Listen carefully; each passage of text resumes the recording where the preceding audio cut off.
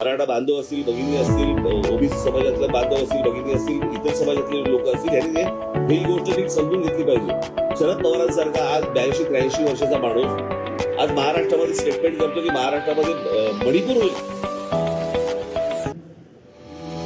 म्हणजे या लोकांनी मणिपूर होऊ नये याच्यासाठी चिंता वाढली पाहिजे. ते म्हणतात की मणिपूर होईल म्हणजे यांच्या डोक्यात काय चालू आहे हे तुमच्या लक्षात येईल.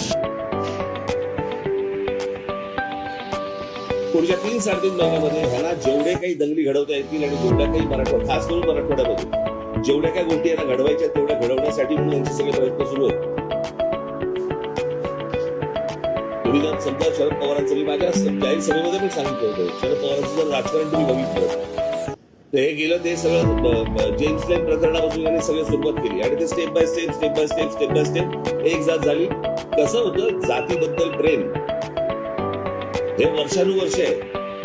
फक्त काय महाराष्ट्रात नाही, देशात आहे. स्वतःच्या जातीबद्दल प्रेम असतं, पण दुसऱ्याच्या जातीबद्दल द्वेष निर्माण करणं हे पवारांनी जेव्हा राष्ट्रवादी निर्माण केली त्याच्यानंतर हे सगळं सुरू झालं.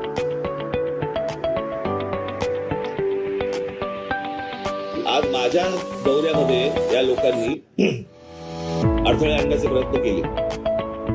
उद्या जर माझं मोहोळ उठलं ना, त्यांना निवडणुकीला एकही सभा पण घेता येणार नाही. त्यांनी माझ्या वाट्याला जाऊ नये या लोकांनी, कळलं का? मी एकदा मागे म्हटलं होतं की यांच्याकडे प्रस्तावित आहेत, माझ्याकडे विस्थापित आहेत.